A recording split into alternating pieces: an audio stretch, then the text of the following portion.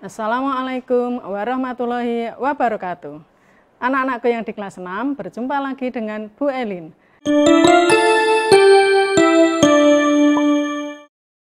Kali ini kita akan belajar tema 1, selamatkan makhluk hidup. Subtema 2, hewan sahabatku, muatan PKN. Anak-anak, pada pertemuan yang lalu kita sudah belajar tentang sikap yang sesuai dengan sila pertama, kedua, dan ketiga. Nah, pada pertemuan kali ini kita akan melanjutkan belajar sikap yang sesuai dengan sila keempat dan kelima dari Pancasila. Penerapan sikap yang sesuai dengan sila keempat dan kelima Pancasila. Perhatikan cerita berikut ini. Santi sangat sedih. Ayahnya baru saja bercerita bahwa penduduk setempat mengeluhkan keberadaan peternakan ayamnya. Mereka tidak tahan dengan bau yang berasal dari peternakan ayamnya. Mereka ingin menggusurnya. Santi bingung. Peternakan ayam Santi adalah peternakan milik keluarga. Usaha dari peternakan tersebut dapat menghidupi keluarga dan membiayai sekolahnya. Santi memiliki peternakan ayam petelur. Secara teratur, ia mengirimkan telur ayamnya ke pasar untuk disimpan di salah satu toko di sana. Santi tidak mau peternakan ayamnya digusur.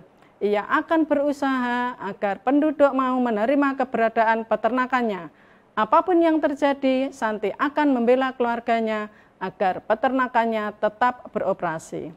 Nah, anak-anak, di dalam cerita tersebut, bagaimanakah pendapat kalian tentang sikap Santi dan penduduk? Nah, di situ Santi tidak mau peternakan ayamnya digusur. Nah, sikap Santi ini bisa dimaklumi anak-anak cukup beralasan. Karena apa? Karena peternakan ayam Santi tersebut adalah peternakan yang bisa menghidupi keluarga dan membiayai sekolah Santi. Sehingga Santi pun keberatan seandainya peternakan ayamnya harus digusur. Namun, bau yang ditimbulkan dari peternakan tersebut juga tidak dibenarkan anak-anak karena bau yang ditimbulkan tersebut akan mengganggu warga yang bermukim di sekitar peternakan tersebut. Nah, lalu bagaimana sebaiknya sikap Santi menghadapi permasalahan tersebut? Nah, sikap Santi sebaiknya mengutamakan kepentingan orang banyak dengan cara memindahkan kandang ayam agar tidak terlalu dekat dengan rumah penduduk. Yang kedua, bisa dilakukan bahwa kandang ayam tersebut memiliki sirkulasi udara yang baik serta mendapatkan pencahayaan matahari secara maksimal, sehingga kondisi lokasi dapat terpelihara selalu dalam keadaan kering ataupun tidak lembab. Nah, lalu bagaimana dengan sikap penduduk anak-anak?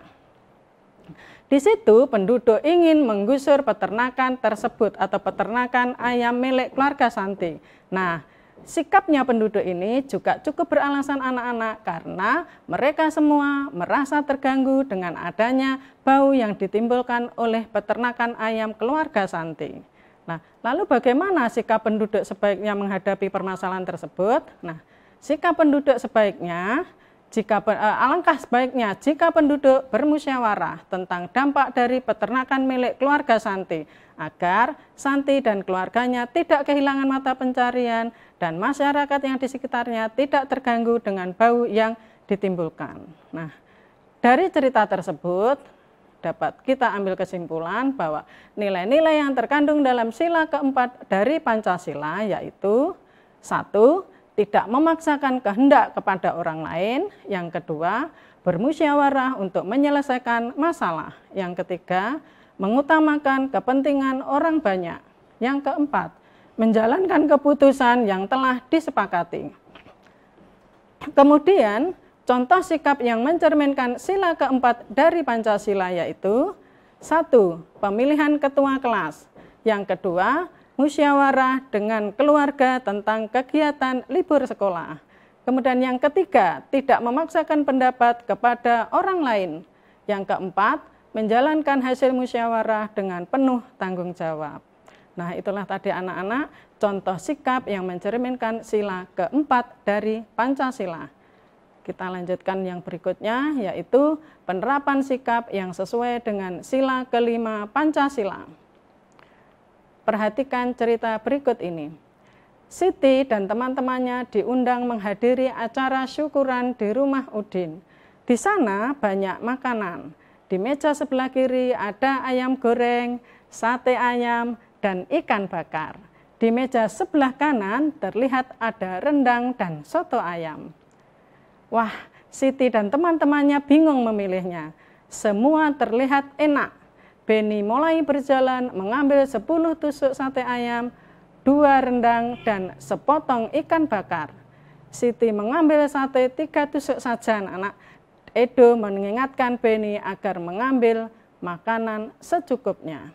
Dari cerita tersebut, coba perhatikan bagaimanakah sikap Beni jika dibandingkan dengan Siti dan Edo. Mari kita perhatikan. Beni mulai mengambil 10 tusuk sate ayam, 2 rendang, dan 10 sepotong ikan bakar. Sementara Siti hanya mengambil 3 tusuk saja.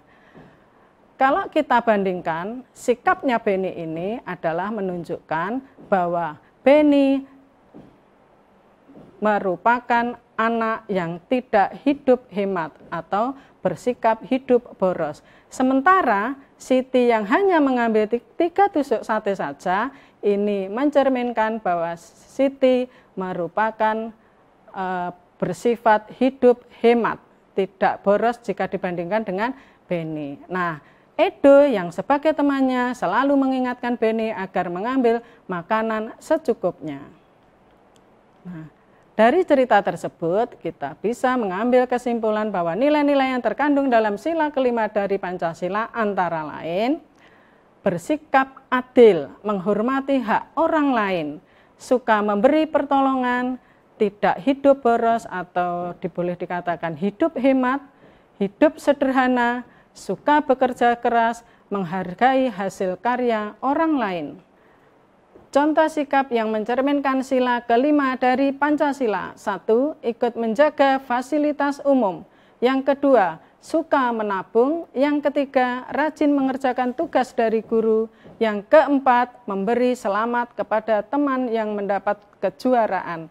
Nah, itulah tadi anak-anak pembelajaran kita kali ini, yaitu contoh sikap yang mencerminkan sila keempat dan kelima. Semoga kalian paham dan semangat selalu untuk belajar. Wassalamualaikum warahmatullahi wabarakatuh.